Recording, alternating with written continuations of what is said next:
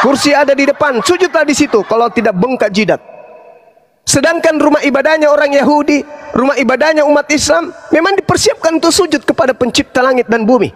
Kalian menghadap kemana ibadah? Ibadah kalian peruntukkan kepada siapa? Sedangkan ibadah seperti itu tidak pernah dipercontohkan kemudian oleh para nabi. Sekira begitu, Bung. Mohon maaf kalau kepanjangan, silakan. Iya, saya tahu. Oke, terima kasih teman-teman, harus memberikan apresiasi. Saya tahu Bang Juma itu narasinya panjang, saya tahu ya. Baik teman-teman, saya lanjutkan lagi ya. Jadi sudah saya katakan tadi, sujud boleh-boleh saja. Ya Hadi, ya Bashir, ya Tabibi, Nabi Allah, khairul khalqi jami'an, lahu a'la manasibi wal marati, salatullahi subhanallah. Bismillahirrahmanirrahim. Assalamualaikum warahmatullahi wabarakatuh. Kaum muslimin yang dirahmati Allah, semoga Allah senantiasa curahkan segala rahmat, segala nikmat yang berkepanjangan dan tiada kamu ujung dari dunia hingga akhirat. Nah, insyaallah, dan Allah pun kumpulkan kita para kaum muslimin di bawah naungan aras Allah beserta para nabi, beserta para orang-orang yang Allah kasih, Allah sayangi, Allah cinta, insyaallah di bawah naungan aras Allah, kelak di mana tiada naungan selain daripada naungannya, insyaallah. Amin amin Allahumma amin. Kaum muslimin, pada kesempatan pagi hari ini ya, saya akan mengunggah sebuah video di mana video ini mengisahkan tentang bagaimana perdebatan Akhisuma dan orang-orang Kristen, yang pada akhirnya orang-orang Kristen itu pun tidak ada perlawanan sama sekali, bahkan cenderung setuju dengan apa yang menjadi tuntutan ataupun menjadi keinginan umat Islam ya, tentang bagaimana kalimat Allah ataupun nama Allah itu tersemat di dalam kitab mereka. Oke, demikian kaum muslimin videonya. Dengan kamu wahai iblis dan orang-orang yang mengikutimu di antara mereka semuanya. Permasalahannya sekarang ini adalah siapa yang mengikuti iblis di antara dua agama yang dekat ini. Islam, Kristen itu adalah agama yang paling dekat. Kenapa paling dekat? Karena menceritakan kaidah yang sama, objek yang berbeda. Objek yang sama dengan prinsip yang berbeda. Kata Tuhan, aku akan memenuhi neraka ini dengan golongan setan dan orang-orang yang mengikuti setan. Siapa di antara dua agama ini yang mengikuti setan? Setan menginginkan pembunuhan kepada manusia suci. Islam tidak menginginkan itu. Pencipta langit dan bumi pun tidak menginginkan itu. Dan penyaliban itu terjadi. Siapa yang menerima hasil upaya iblis? Islam atau Kristen? Siapa yang menerima upah dengan embel-embel keselamatan dari kerja iblis? Islam atau Kristen? Dari sanalah kita lihat siapa pengikut-pengikut iblis. Setan mempekerjakan kemudian manusia dalam upaya menyalibkan manusia suci. Iblis turut serta di dalamnya. Bahkan beliau adalah penggerak semua sistem yang ada pada masa itu. Orang Yahudi, imam kepala, mahkamah agama, semua dipeloncoh sama iblis. Termasuk Yudas, imam kepala, orang Farisi, mahkamah agama, semuanya dipeloncoh sama iblis. Supaya ada pada ending pembunuhan terhadap orang yang suci ini. Iblis berhasil melakukan penyaliban, tapi tidak berhasil membunuh orang yang dicintai oleh Allah. Iblis tidak habis pikir. Iblis tetap merencanakan rencana B. Apa itu? Menjadikan korban di atas tiang salib ini untuk menjadi Tuhan selain dari Tuhan yang sesungguhnya. Ada korban, ada. Siapa yang korban? Yang percaya atas pekerjaan setan. Makanya mereka menjadikan kemudian kejadian ini sebagai simbol keselamatan. Maka kita lihat Islam bukan pecahan dari Yahudi. Islam bukan pecahan dari Yahudi. Kristenlah yang pecahan dari Yahudi itu. Maka untuk mencari siapa pengikut sang penyesat, lihat di antara keduanya, Yahudi atau Kristen. Islam sudah jelas, Islam itu di luar garis. Islam adalah solusi terakhir untuk menuju kepada pencipta langit dan bumi. Ini yang dua inilah yang harus kita lihat. Di mana di antara keduanya yang menjadi tempat bermuaranya setan. Saya kira begitu. Jadi saudara Jerry ini masih proses mencari kebenaran itu, meskipun dia gengsi untuk menyatakan kebenaran itu sebenarnya yang mana. Masya Allah. Baik Bang Suma ya. Jadi ajaran mana yang mengikuti ajaran iblis? Cakep ini topik ini. Kita sapa dulu Bung Dr. Jack. Udah siap syahadat? Selamat siang dan selamat buat teman-teman semua, dan selamat siang buat Gurunda Juma. Sudah lama tidak mendengarkan suara yang lembut ini. Aku udah kangen ini. Dari mana saja? Dari mana saja saudara saya ini? Aku nih melalang buana Bang Juma, tetapi seperti yang Bang Juma katakan tadi, mungkin pada hari ini saya akan mencari solusi terakhir, yaitu ajaran Islam. Mantap, mantap. Masya Allah. Kita kasih tepuk tangan dulu. Apa ini? Keren. Sabar dulu. Bos Meme, minumnya apa? Kopi atau apa? Aku Es campur. minum anggur. Es campur, teman-teman, campur kopi, campur masako. Silakan. Ya, anggur merah. Lanjut, Bos Meme. Bang Juma, kita dialog lah, udah lama kali. Atau Bang Juma mau sholat ini? Sudah. Wes. Oh ya, Alas. mantap. Berarti memang udah dipersiapkan untuk berdialog pada siang hari ini lah ya. Aku Iya. udah kangen, topik apa yang harus kita tentukan pada siang hari ini supaya bisa didengar oleh teman-teman yang ada di bawah. Ya, itu tadi, siapa pengikut iblis. Tidak mungkin Islam dan Kristen ini dua-duanya benar. Pasti ada salah satunya yang benar dan salah satunya salah. Iya, luar biasa ya. Tapi Oke, diskusi saya ini sepakat. dibangun secara ilmiah ya. Iya, Jangan pula nanti dibilang kita saling menghujat. Silakan. Iya. Kanda duluan atau saya duluan ini? Tadi saya sudah membuka bahwa ketika Adam alaihissalam dipelonco oleh iblis, Allah kemudian bertanya kepada iblis ini, "Ya iblis, ma mana'aka an tasjuda lima khalaqtu biyadah?" Wahai iblis, apa yang menghalangi kamu menghormat kepada yang telah aku ciptakan dengan kekuasaanku? Astakbarta am kunta minal alin? Apakah kamu menyombongkan diri atau merasa termasuk golongan yang lebih tinggi? Iblis menjawab, "Ana khairum minhu, khalaqtani min nar wa khalaqtahu min tin." Aku lebih baik daripada Adam, wahai Tuhanku, karena engkau menciptakan aku dari api, sedangkan engkau menciptakan Adam hanya dari seenggot tanah. Lalu kemudian Allah menjawab, menimpali pernyataan iblis, "Fakhruj minha fa innaka rajim." Kalau begitu keluarlah kamu dari jannah. Keluar engkau dari surgaku ini. Sesungguhnya kamu adalah makhluk yang terkutuk. Wa inna alaika la'nati ila yaumiddin.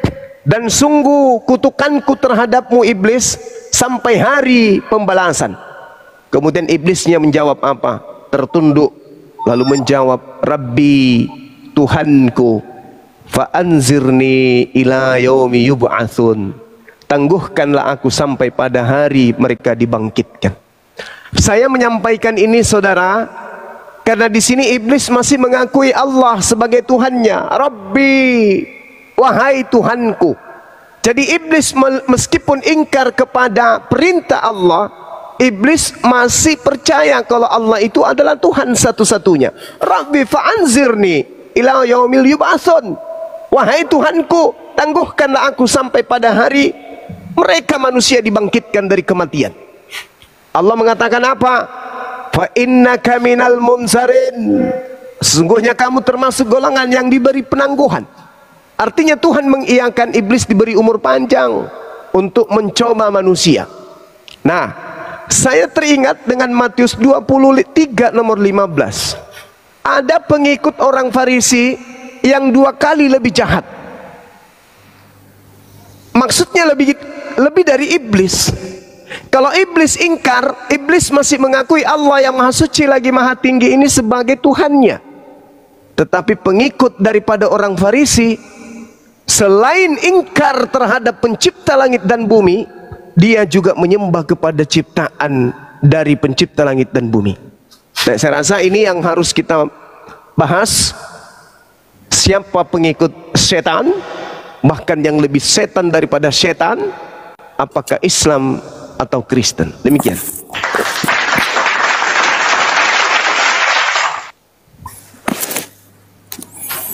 Iya, luar biasa Kanda. Saya mungkin harus melanjutkan paparan saya ya, Kanda ya.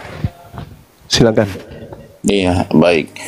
Ini topik pembahasan ini memang sangat manis yang diajukan oleh sahabat lama saya itu Bang Juma, bahwasan ajaran Islam itu apakah Islam atau Kristen yang mengikuti ajaran iblis?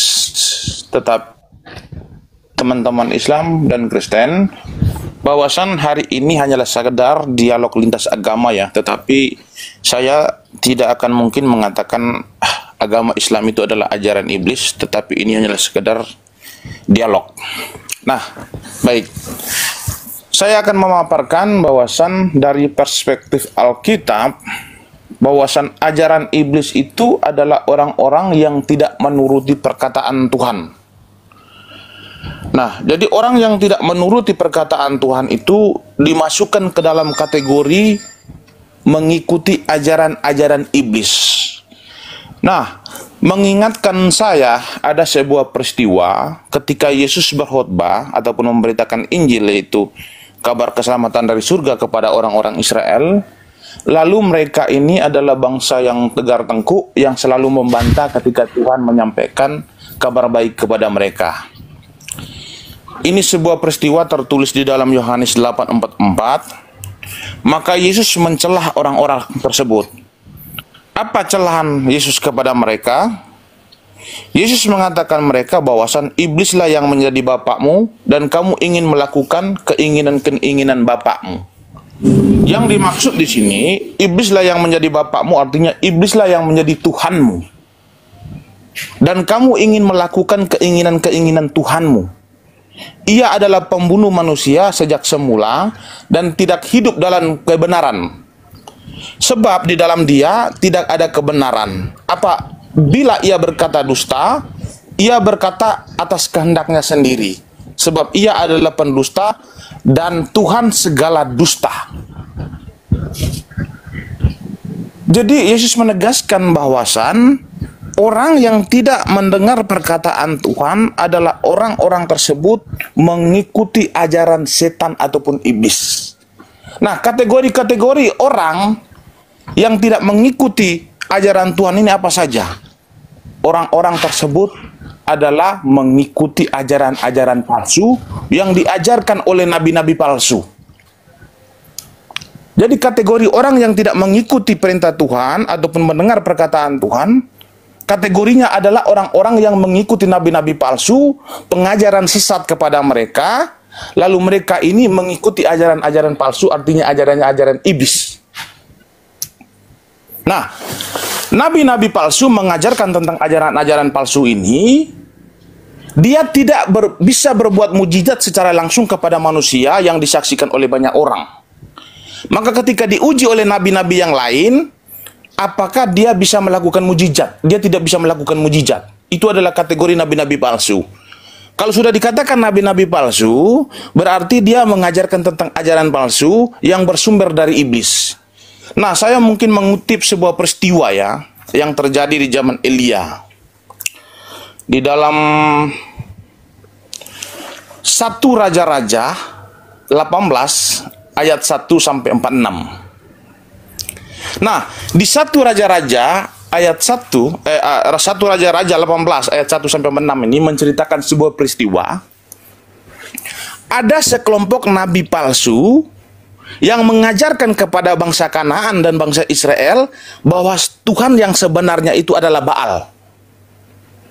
Jadi mereka ini setiap hari memberitakan tentang ajaran-ajaran palsu mereka. Mereka menganggap bahwasan Tuhan pencipta alam semesta ini adalah Baal. Maka terdengarlah di telinga Nabi Elia bahwasan ada sekelompok nabi-nabi palsu ini mengajarkan tentang Tuhan-Tuhan yang palsu kepada bangsa Israel ataupun bangsa Kanaan. Maka datanglah Nabi Elia kepada nabi-nabi Baal itu. Apa kata Nabi Elia kepada mereka? Jika memang benar kamu mengajarkan Tuhan yang benar kepada orang Israel ataupun bangsa Kanaan, maka marilah kita uji apakah Tuhanmu itu benar atau Tuhan saya yang benar. Bagaimana cara mengujinya? Maka Elia berkata, baik, sembelilah dombamu dan aku sembelikan dombaku, tumpuklah kayu apimu dan tumpuklah kayu apiku, maka kita taruhlah domba kita taruhlah domba kita di atas kayu api kita masing-masing. Maka dari situ kita memohon dan meminta dan berdoa kepada Tuhan kita masing-masing untuk menyambarkan api dari langit supaya membakar membakar kayu yang sudah kita tumpuk. Oke, sudah. Sedikit lagi, paling 2 menit lagi, sabar Kanda. 5 jam. Enggak, dikit lagi, sabarlah. Jadi dikit lagi dalam posisi lagi. Jadi Elia menguji mereka, jika memang Tuhanmu itu benar-benar Tuhan dan bukan iblis, maka marilah kita uji, mintalah kepada Tuhanmu supaya dia menyambar api dari langit untuk membakar kayu api yang sudah kamu tumpuk.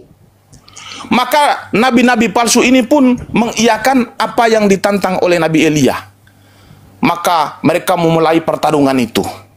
Dan ketika nabi-nabi palsu itu memohon kepada Tuhan mereka yang namanya Baal, mereka berdoa dan sampai menangis, api tidak menyambar dari langit. Maka Nabi Elia mengejek mereka dengan berkata, mungkin saja Tuhanmu itu sedang tidur ataupun berjoget. Ini celahan Nabi Elia terhadap nabi palsu yang mengajarkan Tuhan yang palsu, yang sumbernya daripada iblis. Maka apa kata Nabi Elia kepada nabi palsu? Baik, sekarang giliran saya. Apa kata Nabi Elia? Dia berdoa, wahai Tuhan Abraham, Tuhan Ishak, Tuhannya Yakub, hari ini tunjukkanlah kemahakuasaanmu kepada bangsa Israel ataupun bangsa Kanaan, bahwasan engkau adalah Tuhan yang maha kuasa. Tiba-tiba api menyambar dari langit dan membakar kayu tadi yang ditumpuk. Dari situlah bangsa Israel. Sudah. Sabar. Kau lama sekali kau. Ya lanjut Gurunda, Bang Suma. Assalamualaikum semua. Lanjut. Waalaikumsalam warahmatullahi wabarakatuh. Jadi untuk mengerucutkan permasalahan, dengan cara apa kemudian Tuhannya Abraham, Ishak dan Yakub itu disembah? Dengan cara sujud. Sujud, cara penyembahan yang benar itu sujud. Sederhana. Sujudlah menyembah kepada Tuhan dengan kekudusan dan gemetaran hai segenap bumi. Perintahnya sujud, menyembah kepada Tuhan yang berhiaskan kesucian. Gemetarlah di hadapannya hai segenap bumi. Masuklah, marilah kita sujud menyembah, berlutut di hadapan Tuhan yang menjadikan kita. Aku hendak sujud ke arah bait-Mu yang kudus, memuji nama-Mu oleh karena kasih-Mu dan oleh karena setiamu. Yesus pergi jauh sedikit dari situ lalu sujud, menyembahkan muka ke tanah dan kemudian berdoa. Cara menguji iblis, perintah sujud. Yesaya 66 nomor 23. Sabat berganti sabat, bulan berganti bulan, maka seluruh umat manusia akan datang untuk sujud menyembah di hadapanku. Demikianlah firman Tuhan. Jadi kesimpulannya, iblis bersama dengan orang-orang yang tidak mau sujud. Ya iblis, ma mana'aka antas juda lima halaktu biyadah astakbarta am kunta minal alin. Wahai iblis, apakah yang menghalangi kamu sujud kepada yang telah aku ciptakan dengan kekuasaanku. Apakah kamu menyombongkan diri? Al-Quran pun mengatakan, Rabbi bima aqwaitani la uzayyanna lahum wa la uzayyinanna lahum fil ardi wa la ughwiyannahum ajmain. Iblis bersumpah, ya Tuhanku, oleh karena engkau memutuskan bahwa aku sesat, aku pasti jadikan kejahatan terasa indah bagi mereka di bumi, dan aku akan menyesatkan mereka semuanya. Iblis melarang manusia sujud kepada pencipta langit dan bumi. Maka siapa di antara kita yang tidak sujud kepada pencipta? Kita lihat dalam kehidupan keagamaan kita sehari-hari. Inna ibadi laisa laka alaihim sultan illa manittaba'aka minal gawin. Sesungguhnya kamu iblis tidak kuasa atas hamba-hambaku kecuali mereka yang mengikutimu, yaitu orang yang sesat. Yesus memberikan contoh sujud. Matius 26 nomor 39. Yesus bersujud di dalam beribadah. Lengkap kemudian di dalam kitabnya saudara Kristen praktek itu. Yesus sujud dalam menyembah kepada Tuhan. Nabi Abraham sujud, Nabi Musa sujud, Daud sujud, Salomo sujud, Yesus sujud, Nabi Muhammad sujud. Iblis tidak sujud. Jadi penggambaran ketaatan kepada pencipta langit dan bumi dilihat dari prosesi ibadah. Karena itu adalah nubuat. Sabat berganti sabat, bulan berganti bulan, seluruh manusia akan datang sujud beribadah kepadaku. Alhamdulillah, kami umat Islam kemudian sujud menyembah hanya kepada Allah pencipta langit dan bumi. Nah, jadi kalau kita melihat iblis enggan sujud, pengikutnya pun enggan sujud. Mereka tidak mau, kemudian mereka enggan untuk beribadah kepada pencipta langit dan bumi. Yang kita lihat hari ini, orang beribadah justru kepada manusia yang menjadi hadiah iblis yang digantung di atas pohon. Itu sederhana untuk mendeteksinya. Karena Yesus sendiri mengatakan, aku mengenal muridku, aku mengenal pengikutku. Mereka mendengarkan aku dan mereka mengikuti aku. Ketika aku sujud, pengikutku sujud.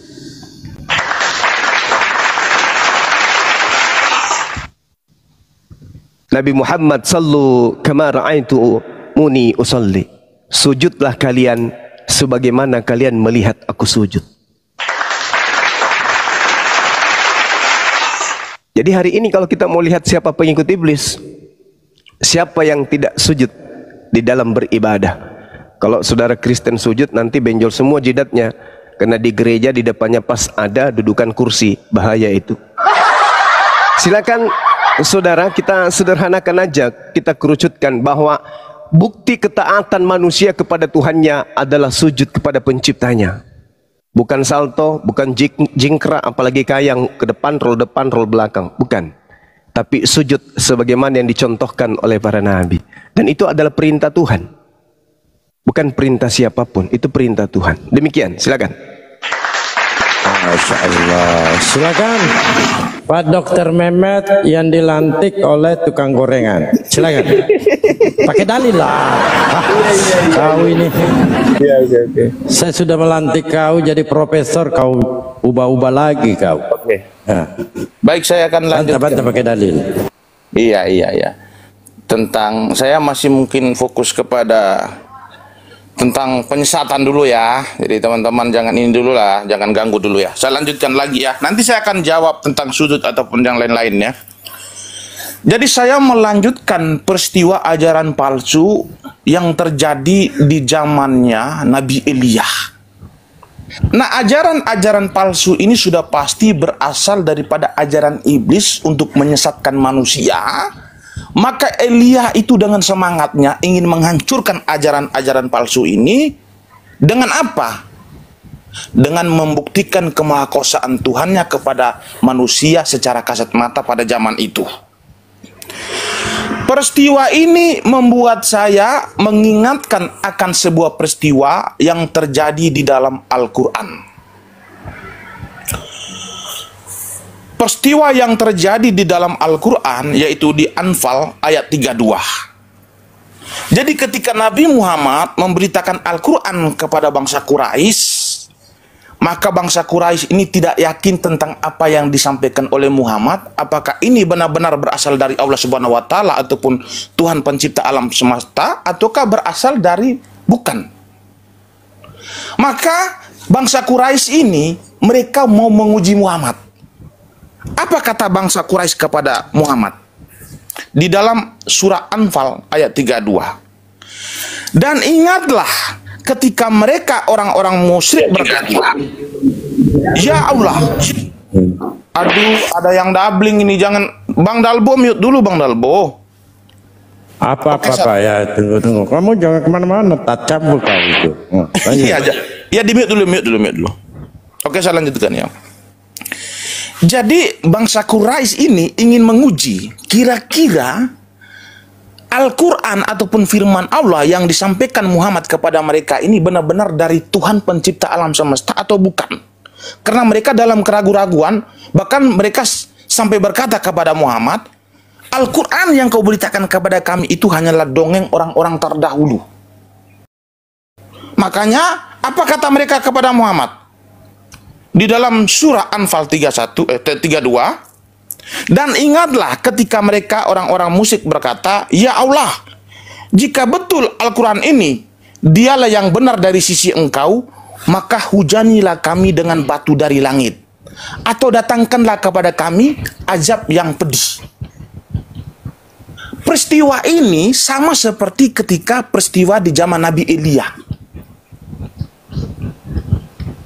Dan kita lihat apa yang terjadi ketika bangsa Quraisy ingin menguji kepada Muhammad dan Tuhannya, bahwasan jika memang Al-Quran ini berasal dari Tuhan pencipta alam semesta, maka jatuhkanlah batu dari langit untuk menimpa kami. Lalu apa yang terjadi? Ternyata tantangan daripada bangsa Quraisy kepada Allah sebagai pencipta alam semesta yang dianggap oleh Muhammad tadi tidak terjadi. Maka saya mau mengatakan begini ya, seandainya Nabi Muhammad yang diimani oleh umat muslim hidup di zaman Nabi Elia, maka Nabi Elia akan menantang dia untuk menguji kemampuan Tuhannya. Tetapi sayang sekali Nabi Muhammad tidak hidup di zaman Nabi Elia. Sayang. Maka mengingatkan saya. Jawab dulu itu tadi. Ya, jawab. Jangan ganggu lah Dalbo. Janganlah. Saya lanjutkan sedikit lagi. Kamu jangan ngadi-ngadi kau. Iya. Jadi jawab dulu itu yang disampaikan oleh Bang Cuma. Iya, sabar. Jadi ajaran-ajaran palsu seperti ini mengingatkan saya dalam dakwanya Yesus kepada murid-muridnya. Apa kata Yesus kepada murid-muridnya di dalam Matius 18 ayat 7? Celakalah dunia dengan segala penyesatannya. Memang penyesatan harus ada, tetapi celakalah orang yang mengadakannya. Berarti Yesus ini menyindir kepada nabi-nabi palsu yang mengajarkan kesesatan-kesesatan yang berasal dari iblis, supaya manusia itu terjerumus jatuh dalam dosa, supaya mereka akan dicampakkan ke dalam lautan api. Dan syukur kami sebagai orang Kristen, kami bukanlah umat yang mengikuti nabi-nabi palsu yang mengajarkan tentang penyesatan kepada kami yang bersumber daripada iblis supaya menjerumuskan kami masuk ke dalam neraka. No. Tetapi orang Kristen itu dari dulu konsisten mengikuti. Paham nggak pertanyaan Bang Suma? Paham nggak? Dalbo ini aku udah paham malas nggak sekali pertanyaan Dalbo Bang ini. Suma? Udahlah aku mute lah, malas lah Dalbo kalau kayak gini. Masa? Kamu nggak mau jawab. Siapa yang mengajari Ya, kau sabar beribadah dulu lah. dengan nyanyi-nyanyi, joget-joget?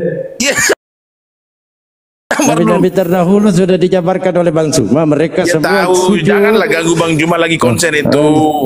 Kami dua ini udah lama, jadi udah lama kali nggak jumpa, maka kangen kami. Dengan kangen seperti ini, beliau semangat ini. Kamu badiam dulu lah, badiam. Nah, silakan Gurunda. Oke, silakan Gurunda lah nanti. Lihat kau. Disuruh jawab malah nari-nari. Bismillahirrahmanirrahim. Berbicara mengenai Al-Quran, surah Al-Anfal ayat 32. Untuk mengetahui kandungan isinya, kita harus menjelaskan dengan ayat yang lain. Allah Subhanahu wa taala mengatakan, wa iz yamkuru bikal ladzina kafaru yusbituk aw yaqtuluk aw yukhrijuk wa yamkurun wa yamkurullah wallahu khairul makirin. Dan ketika orang-orang kafir Quraisy merencanakan budaya terhadapmu wahai Nabiku Muhammad, untuk menangkap, untuk memenjarakanmu, atau untuk membunuhmu, atau bahkan untuk mengusirmu dari kampungmu, mereka membuat tipu daya dan Allah menggagalkan tipu daya itu. Allah adalah sebaik-baiknya pembalas kejahatan. Wa iza tutla alaihim ayatuna qalu qad sami'na law nasha'u laqulna mithla hadza in hadza illa asatirul awwalin. Dan apabila ayat-ayat kami bacakan kepada mereka, orang-orang Quraisy, orang-orang kafir ini mengatakan, sesungguhnya kami telah mendengarkan ayat-ayat seperti ini. Jika kami menghendaki, niscaya kami dapat membacakan yang seperti ini. Al-Quran ini tidak lain hanyalah dongeng orang-orang terdahulu. Ini kata orang kafir. Wa isqalu, kemudian mereka berkata, lahumma in kana hadha huwal haqqa min indika fa'amtir alaina hijarah minas sama aw wi'tina bi azabin alim. Dan ingatlah ketika mereka orang-orang musyrik ini berkata, ya Allah, jika Al-Quran ini benar wahyu dari Engkau, maka hujanilah kami dengan batu dari langit, atau datangkanlah kepada kami azab yang pedih. Wa makana Allah liyu'azzibahum. Apa kata Allah kemudian? Allah tidak akan menghukum mereka selama engkau wa anta fihim, engkau wahai nabiku yang kucintai, masih berada di antara mereka. Wa makana Allah, dan tidak pula Allah akan menghukum mereka, mu'azzibahum, sedang mereka memohon ampunan, wahum yastaghfirun. Jadi Allah tidak mau menghukum mereka karena Rasulullah adalah nabi penutup yang ada di tengah-tengah mereka. Tidak mungkin Allah mau membinasakan itu semua. Beliau nabi terakhir yang diperuntukkan untuk menyampaikan risalah sampai hari kiamat. Maka Allah menggunakan orang-orang musyrik, orang-orang kafir pada zaman itu kemudian untuk sebagai pelanjut tongkat estafet dakwah Rasulullah Muhammad SAW, meskipun sebagian kecil mereka ingkar. Apa yang terjadi? Apa yang terjadi?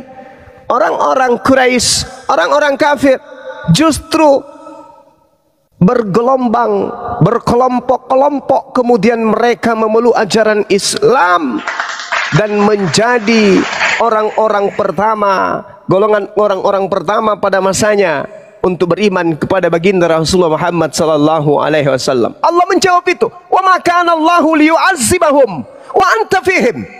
Wahai nabiku, engkau berada di tengah-tengah mereka, aku tidak akan menghukum mereka. Tidak.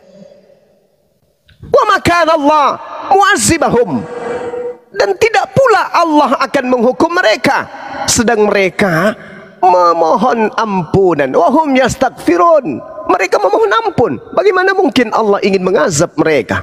Ampunan Allah datang kepada mereka sejazirah Arab menjadi pengikut baginda Rasulullah Muhammad sallallahu alaihi wasallam.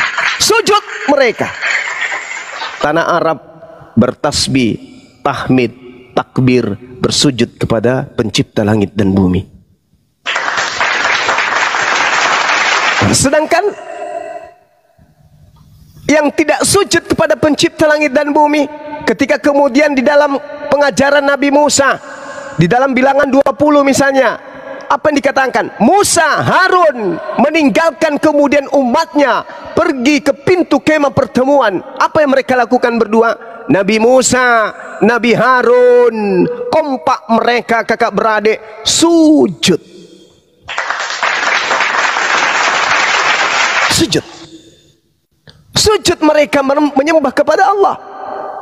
Lalu kemudian bagaimana dengan apa yang diterangkan kemudian ketika nenek moyang mereka memerintahkan mereka untuk beribadah, seperti misalnya apa yang dikatakan oleh Nabi Daud di dalam 1 Tawarik 29. Sekarang pujilah Tuhan Elohim, maka seluruh jemaah itu memuji Tuhan Allah ilah Eloah nenek moyang mereka. Lalu mereka sujud menyembah kepada Tuhan dan Raja mereka. Ini fakta real. Bible yang menerangkan itu.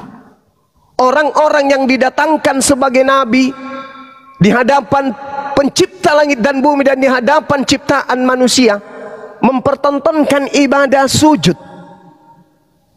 Nabi Abraham tersungkur ke atas bumi, tersungkur dia di bawah tanah untuk bersujud kepada pencipta langit dan bumi.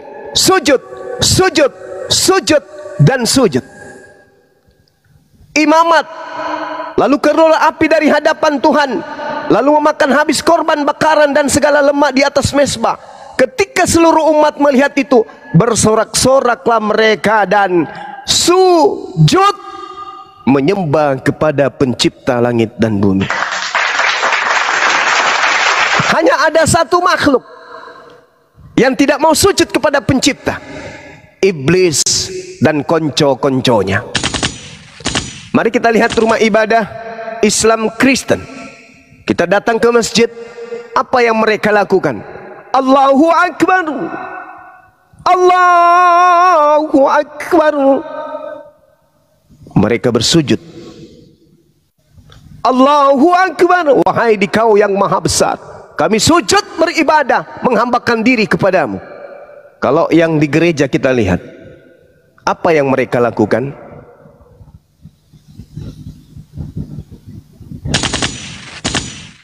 Anda boleh lihat apa yang mereka lakukan. Sedangkan ciri-ciri orang yang menyembah kepada pencipta langit dan bumi itu ibadahnya jelas. Sujud. Abraham sujud, Ishak sujud, sujud.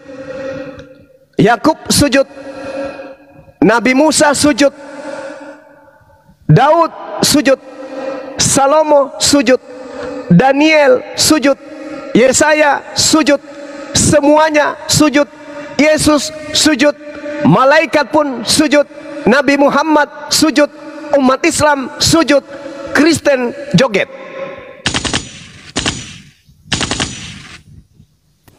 Ini dari sini kita lihat.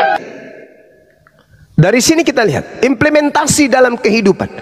Makanya dikatakan dari buahnya kamu melihat dia. Dari buahnya lihat mereka. Lain daripada yang lain, berbeda daripada yang lain. Nabi Abraham tidak mengajarkan Tuhan menjelma menjadi manusia, mati, disembah manusia. Nabi Musa tidak mengajarkan juga hal yang sama. Yesus pun tidak. Nabi Muhammad apalagi. Tapi hari ini antara Islam dan Kristen ada satu kelompok di antara keduanya yang justru aneh daripada umat para nabi. Jadi sederhana, siapa yang tidak sujud beribadah kepada pencipta, itulah dia. Apa yang dikatakan iblis 10 detik terakhir dikatakan di dalam Al-Quranul Karim, Rabbi bima aqwaitani la uzayyinanna lahum fil ard wa la uqwiyannahum ajmain. Tuhanku, oleh karena engkau telah memutuskan aku sesat, aku iblis akan menjadikan kejahatan terasa indah bagi mereka orang-orang yang mengikutiku, dan aku akan menyesatkan mereka semua. Sesat, sesat, enyahlah daripadaku, kalian semua adalah pembuat kesesatan, kejahatan. Silakan. Iya, luar biasa teman-teman ya, harus sebelum kamu jawab, tekankan dulu ini sujud ya. Oke. Jadi yang disampaikan oleh Gurunda, semua para nabi itu sujud. Lalu yang joget itu siapa? Oke. Jawab ya. baik. Teman-teman yang di bawah, yang Kristen maupun Muslim, kalian harus memberikan apresiasi kepada Bang Juma, yaitu bagaimana cara apresiasinya dengan memberikan tepuk tangan. Silakan teman-teman di bawah. Nah, oke, sekarang saya akan lanjutkan berkaitan. Ya. Jadi saya akan lanjutkan berkaitan tentang sujud ya. Tetapi sebelum saya menarasikan tentang sujud, mungkin saya akan menarasikan sebuah peringatan dari Yesus kepada teman-teman yang mengikuti ajaran sesat yang telah menghancurkan diri kalian. Apa kata Yesus kepada kita semua? Nah, kata Yesus begini di dalam Kisah Para Rasul 26 ayat 18 ya. Untuk membuka mata mereka supaya mereka berbalik dari kegelapan kepada terang dan dari kuasa iblis kepada Tuhan, supaya mereka oleh iman mereka kepadaku memperoleh pengampunan dosa dan mendapat bagian dalam apa yang ditentukan untuk orang-orang yang dikuduskan. Jadi Yesus ini berharap kepada orang-orang yang sedang berada dalam kegelapan ini untuk kembali menjadi terang, mengikuti dirinya. Nah, kategori orang-orang yang berada di dalam kegelapan ini, apakah mereka sujud menyembah kepada Tuhan ataukah kepada makhluk? Baik, kita akan lihat ya. Para nabi terdahulu di dalam Alkitab tidak pernah menyembah kepada makhluk. Artinya mereka tidak pernah bersujud kepada batu, mereka tidak pernah bersujud kepada pohon ataupun yang lain-lain. Itu dipastikan di dalam Alkitab. Sebab jikalau ada manusia yang sujud berhadapan dengan batu atau pohon ataupun yang lain-lain, maka saya katakan bisa jadi mereka ini menyembah kepada iblis. Karena iblis juga minta untuk disembah, bukan Tuhan saja. Jadi kita tidak tahu apakah mereka menyembah kepada Tuhan atau iblis. Nah, jadi ada sebuah peristiwa, iblis itu mengajak Yesus untuk menyembah kepada dirinya. Nah, ini diinformasikan di mana?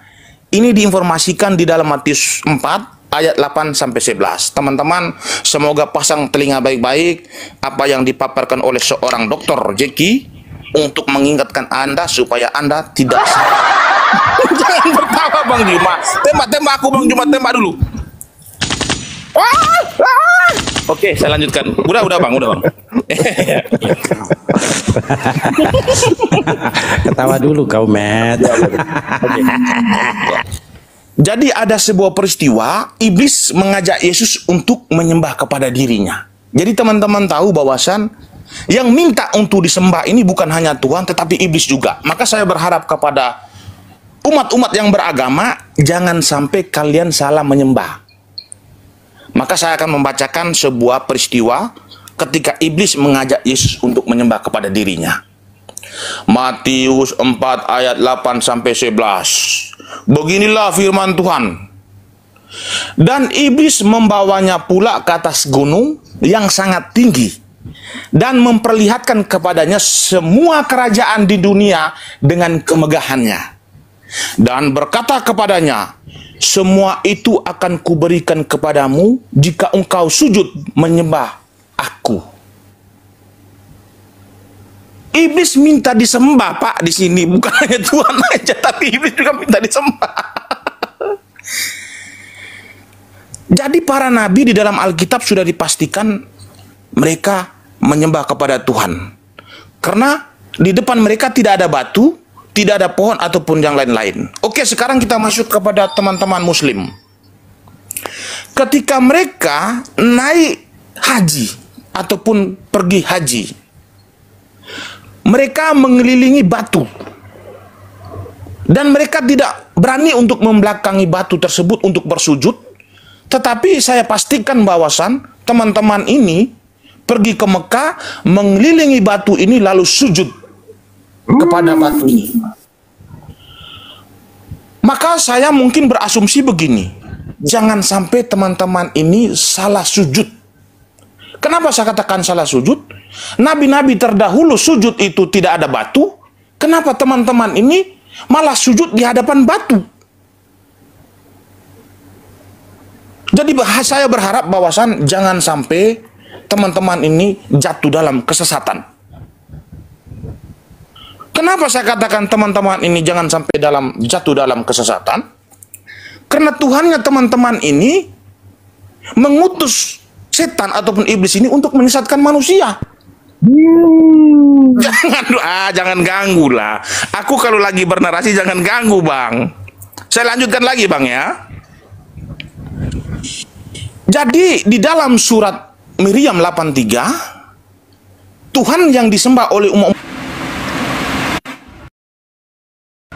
lalu setan dan iblis ini diutus ke dunia untuk menyesatkan manusia. Maka ketika dia mencoba untuk menyesatkan Yesus untuk menyembah kepada dirinya, maka Yesus berkata, hanya kepada Elohim sajalah engkau menyembah. Tidak boleh kepada iblis yang diutus oleh Allah Subhanahu wa taala di dalam surat Maryam 83. Oh, ini ditanya apa, jawabnya apa? Ini sujud, Bang. Ya. Bang Dalbo. Ini sujud, Bang Dalbo. Izin teman-teman, dibantu di kopi, dibantu tap dulu teman-teman, bantu tap ya, agak ngelek ini, ngelek. Lanjut. Bang Dalbo ini kan sujud. Ditanya Bang Dalbo apa, tuh dari jawabnya tadi kan apa? sujud Kau nih. ini. Tahu. Bang Dalbo minta kan saya harus menjawab tentang sujud.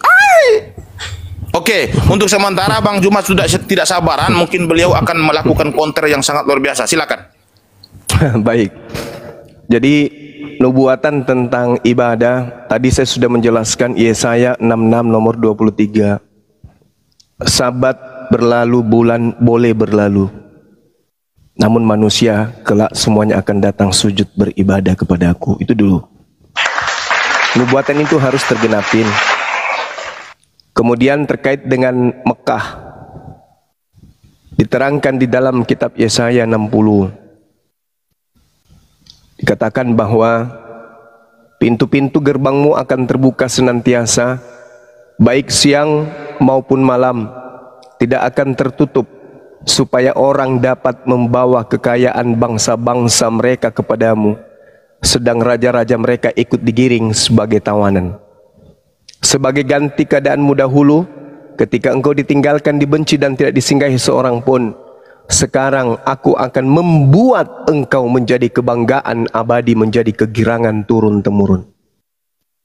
Jadi hal-hal seperti ini sebenarnya tidak perlu terlalu jauh kita kemudian membahas, karena itu sudah dinubuatkan kemudian adanya keadaan di mana Tuhan akan menjadikan manusia sujud beribadah kepadanya, bukan beribadah kepada setan. Di dalam kitab Nehemia, kalau Anda melihat secara detail di di bab 8, di situ diterangkan tentang bab solat. Lalu Esra memuji Tuhan, Allah yang maha besar, dan semua orang menyambut dengan amin, dengan berkata ucapan amin sambil mengangkat tangan. Kemudian mereka berlutut dan mereka bersujud menyembah kepada Tuhan dengan muka sampai ke tanah. Lalu kemudian di dalam ibadahnya umat Islam, mereka teriak kemudian Eloah Gadol, Eloah Gadol, Eloah Gadol, Allah maha besar, Allah maha besar, Allahu Akbar. Mereka mengangkat tangan, mereka ruku, mereka sujud, wajah sampai ke tanah. Lalu yang mereka sembah siapa? Yang maha suci, yang maha tinggi. Tidak ada kemudian dia menyembah makhluk. Mereka umat Islam itu memuji pencipta langit dan bumi. Tidak ada kemudian mereka itu melakukan satu prosesi kepada makhluk. Ketika mereka membaca Allahu Akbar kabira, walhamdulillahi katsira, wa subhanallahi bukratan wa asila, inni wajjahtu wajhiya lilladzi fataras samawati wal ardh hanifa. Allah yang maha besar, maha sempurna kebesarannya, segala puji bagi Allah, pujian yang sebanyak-banyaknya, dan maha suci Allah sepanjang pagi dan petang. Kuhadapkan wajahku kepada hakikat yang telah menciptakan langit dan bumi dengan penuh ketulusan dan kepasrahan. Aku bukanlah termasuk orang-orang yang musyrik. Sesungguhnya ibadahku, salatku, hidupku, matiku, semuanya untuk Allah penguasa alam semesta. Tidak ada sekutu baginya. Dan dengan demikian aku diperintahkan, dan demikian aku termasuk orang-orang yang muslim berserah diri kepada perintah pencipta langit dan bumi. Di sini tidak ada unsur penyembahan terhadap makhluk selain daripada Dia pencipta langit dan bumi. Kuhadapkan wajahku kepada pencipta langit dan bumi. Tak ada kemudian sedikit pun menghadapkan diri kepada hakikat yang lain. Inni wajjahtu wajhiya lillazi fataras samawati wal ard. Aku hadapkan diriku, hatiku, jasadku hanya kepada hakikat yang menciptakan langit dan bumi ini. Kami tidak ada menyebut wahai Yesus. Menyebut Yesus berarti menyebut anaknya manusia, anak orang. Wahai Roh Kudus berarti menyebut burung merpati. Tidak ada. Yang kami sebut adalah wajjahtu wajhiya lillazi fataras samawati wal ard. Kami hadapkan diri kami kepada Dikau, pencipta langit dan bumi, dengan khusyuk. Lalu kemudian masuk ke dalam bacaan salat. Bismillahirrahmanirrahim, dengan menyebut nama Allah yang Maha Pengasih lagi Maha Penyayang. Alhamdulillahi Rabbil Alamin, segala puji bagi Allah, Tuhan semesta alam. Ar-Rahmanir-Rahim, yang Maha Pengasih lagi Maha Penyayang. Maliki Yaumiddin, yang merajai hari pembalasan. Iyyaka na'budu wa iyyaka nasta'in, kami meminta dan memohon hanya kepada pencipta langit dan bumi. Ihdinas siratal mustaqim, jauhkan kami kepada kecenderungan hati kepada kemaksiatan, luruskan istiqamah kepada jalan yang Engkau tunjukkan. Siratal ladzina an'amta 'alaihim ghairil maghdubi 'alaihim waladdallin, yaitu jalan orang yang Engkau beri nikmat kepada mereka, bukan jalannya orang Yahudi, bukan juga jalannya orang Nasara. Ini bacaan dalam ibadah. Jadi tak ada unsur kemudian penyembahan terhadap makhluk. Semuanya menuju kepada hakikat pencipta langit dan bumi. Berbeda dengan yang Anda lakukan, menyembah Yesus. Yesus yang mana? Yesus yang datang kepada Paulus. Sedangkan Yesus yang datang kepada muridnya berbeda dengan Yesus yang datang kepada Paulus tersebut. Nah, makanya implementasinya kemudian adalah sujud. Sujud dalam beribadah adalah bukti ketaatan manusia tersebut kepada pencipta yang benar. Tapi kalau cuma salto-salto, jingkrak-jingkrak, ya, salto sana, salto sini, joget ke sana kemari, tabrak-tabrakan dan seterusnya, ini prosesi apa? Sedangkan yang dipercontohkan kemudian oleh para nabi sujud. Bahkan Tuhan mengatakan Yesaya 66:23, bulan berganti bulan, sabat berganti sabat, seluruh umat manusia akan datang untuk sujud. Jadi syaratnya sujud dulu. Syaratnya sujud dulu. Nah, setelah sujud, lihat, dia sujud kepada siapa? Rabbus samawati wal ard. Sujud menghadap kepada pencipta langit dan bumi sesuai dengan yang diperintahkan. Nah, kalau Kristen tidak sujud, sujud aja kagak, apalagi yang lain. Iblis sujud gak? Enggak. Orang Kristen sujud gak? Enggak. Para nabi sujud gak? Sujud. Nah, umat Islam sujud gak? Sujud. Kami menemukan keadaan kami mengikuti para nabi, dan kami menemukan Kristen mengikuti para setan. Itu fakta, itu real. Itu real. Tak ada yang bisa mengatakan, oh itu cuma bualan. Tidak, itu fakta, itu real. Coba aja saudara-saudara Kristen ke gereja sujud. Kalau tidak bengkak jidatnya karena ketabrak pintu, apa? Kursi. Kursi ada di depan, sujudlah di situ kalau tidak bengkak jidat. Sedangkan rumah ibadahnya orang Yahudi, rumah ibadahnya umat Islam, memang dipersiapkan untuk sujud kepada pencipta langit dan bumi. Kalian menghadap kemana ibadah? Ibadah kalian peruntukkan kepada siapa? Sedangkan ibadah seperti itu tidak pernah dipercontohkan kemudian oleh para nabi. Sekira begitu, Bung. Mohon maaf kalau kepanjangan, silakan. Iya, saya tahu. Oke, terima kasih teman-teman, harus memberikan apresiasi. Saya tahu Bang Juma itu narasinya panjang, saya tahu ya. Baik teman-teman, saya lanjutkan lagi ya. Jadi sudah saya katakan tadi, sujud boleh-boleh saja. Tetapi para nabi terdahulu, mereka tidak menjadikan batu sebagai kiblat mereka untuk sujud.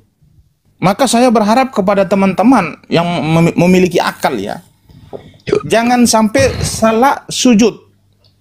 Karena nabi terdahulu tidak pernah menjadikan batu sebagai kiblat untuk dijadikan sujud. Enggak ya, teman-teman, jangan salah ya. Nah, sekarang saya lanjutkan lagi ya.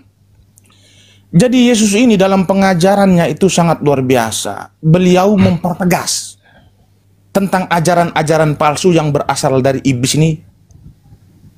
Dia ini sudah mengantisipasi supaya apa? Supaya penyesatan-penyesatan ini jangan sampai terjadi lagi, sama seperti di zamannya Nabi Elia. Jadi Yesus itu menyampaikan kepada murid-muridnya dan memperingati mereka bahwasan akan ada nabi-nabi palsu yang mengajarkan kesesatan yang berasal dari iblis. Di dalam Matius 24 ayat 11, banyak nabi palsu akan muncul dan menyesatkan banyak orang. Putri Sion, di-mute Putri Sion. Kenapa nih? Bentar, sorry, kebuka. Oke, Sion di-mute dulu Dinda. Ya, nanti bisa dibantu juga ya, mau berpendapat apa gimana Sion ya. Silakan, lanjut Pak Prof. Jadi Yesus itu sudah memperingati kepada murid-muridnya bahwasan akan ada nabi palsu yang akan mengajarkan kesesatan kepada manusia. Maka konsekuensi kepada nabi-nabi palsu dengan pengikut-pengikutnya ini, apa konsekuensi mereka?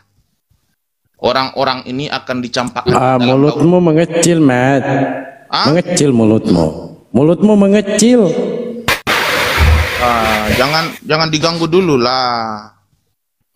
Kecil, Matt. Saya lanjutkan ya. Suara saya kedengaran nggak ini? Mulutnya mengecil. Mengecil.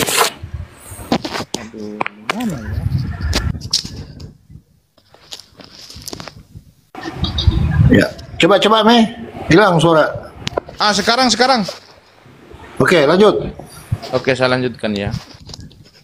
Jadi konsekuensi kepada penyesatnya ataupun sang nabi palsu ini yang telah mengajarkan ajaran-ajaran palsu ini, apa konsekuensinya?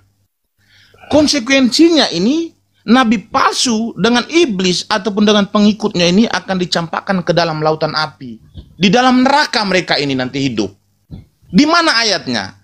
Ayatnya itu di dalam Wahyu 20 ayat 10. Nah, saya membacakan pakai bahasa Jawa dulu, baru pakai bahasa Indonesianya ya. Kan Bang Juma menggunakan bahasa Arab, lalu terjemahkan bahasa Indonesia. Saya membacakan bahasa Jawa, lalu ke bahasa Indonesianya. Nah, di dalam Wahyu 20 ayat 10 bunyinya begini. Bahasa Jawanya. Dene iblis, dengar dulu. Dene iblis kang nasarake. Wong mau. Jangan ganggu lah. Dene iblis kang nasarake wong mau. Tumuli kance pulangke ing sagara denilan welirang. Yaitu kang wus kang ngeonan si kewan lan nabi palsu. Lariku.